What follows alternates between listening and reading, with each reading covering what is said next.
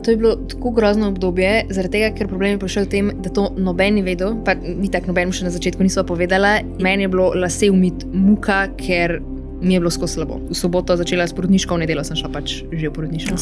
Tako sem začela jokati, jaz ne moram še roditi. Pa si pa tam, sam v tisti sobi, bi epiduralno, jaz tako, ne, po moje bom lahko in diham in to in ona. Noče že zdaj boli, kaj še le bo. Evo, vice glava, boš potipala, jaz tako, ne bom. Res se ti vse obrne na glavo. Itak ni več isto, kot je bilo prej. V javnosti mi ni problema dojiti, ker sem rekla, ne bom s tem komplicirala, ker je to nekaj naravnega. Ful je problem po noč, če se mi začne migrena. In ker to grozno boli, ker mi je še slabo zraven, moraš pa se mi zdi pustiti očetu, da je tudi sam z njim. Se je tako zvedel, pač, da imam matica zdaj in pa je bilo takrat to, spet menaš fante, kagate.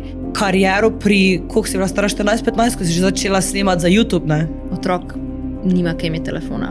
12-13 letence imajo TikTok in tako, kaj delaš na TikToku? Velik problem so radili te šovi slovenski. Moj glavni vir prihodkov je oddajanje počitniške hiške v Gosmartulku.